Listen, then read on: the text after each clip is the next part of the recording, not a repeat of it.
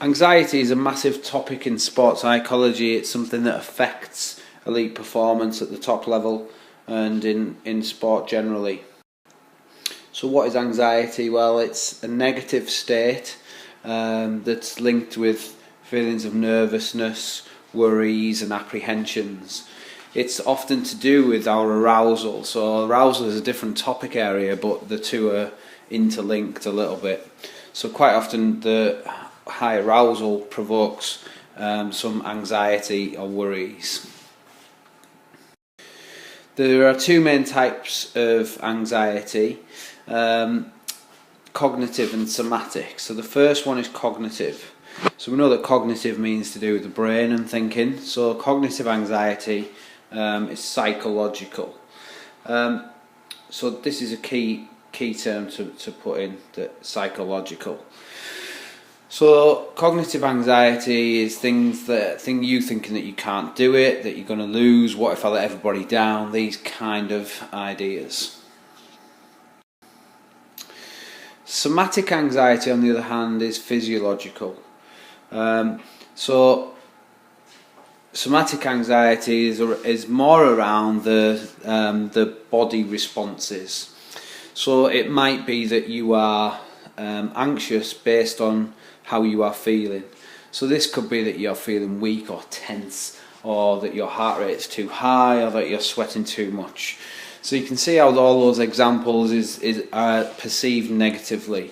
The fact that your heart rate is high, which is a level of arousal, that's not necessarily anxiety. It becomes anxiety if you perceive it as negative.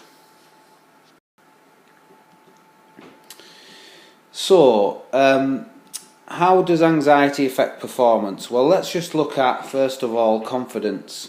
So confidence is the other extreme to cognitive anxiety. So over on the right hand side here, really we would suggest that as confidence improves, so does performance. So if we take cognitive anxiety as the opposite to that, as cognitive anxiety goes up, performance will go down. I think that's fairly obvious. So the more worries, the more feelings that I can't do it or that I'm going to lose, the more things that are affecting my head and my mental state, the worse my performance will be. Somatic anxiety is a little bit different. It's thought that some somatic anxiety is actually beneficial for performance. So the somatic anxiety goes up, so does performance to a certain degree. However, as it continues to increase, then somatic anxiety, then performance will decrease. So if we can kind of control some of those somatic nerves, might be quite useful. The butterflies in the stomach idea that, the nerves can actually get you going a little bit and get you up for it a little bit.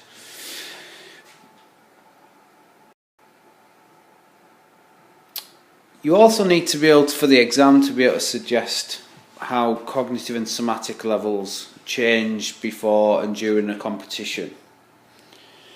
So with cognitive anxiety, it might be that we're having some worries quite a long time before the competition. So it can start quite high, and obviously it would increase just before the competition. Once the competition starts, the idea of cognitive anxiety is that it can fluctuate, and this would obviously depend on how things were going. So it can go up and down depending on how well we're playing, what's happened during the match, the score, etc. With somatic anxiety, you would certainly hope that you're not having any somatic anxiety days beforehand, but in the hour beforehand it goes right up. So again, it really increases just before the competition starts. But somatic anxiety tends to go straight back down, really. Alright, so once we start the competition, it goes down again, we get rid of it. So it's the idea of, it's often sports performers talk about the fact that can't wait to get the competition underway so I can get rid of the nerves and then I'll be fine. The other two types of anxiety are trait and state. So trait anxiety is what we would expect with the word trait. It's our natural level of anxiety. So it's how generally anxious we are. And so some people would have a high A trait, alright, just because that's the way they are worriers. Some people are so laid back, they have very low A trait and they would never get worried about anything. State anxiety though is in a certain situation, so it's in a particular state. So it's an existing apprehension or anxiety. So it's how anxious we are in a given situation at a given time. And this diagram just shows that state anxiety is a combination of trait and the situation that we're in. So your trait anxiety obviously affects your state anxiety. So if you're a natural high A trait, your A state is likely to be quite high in most situations anyway. But the situation would also affect it. So different situations would come into this mix and come out with your A state.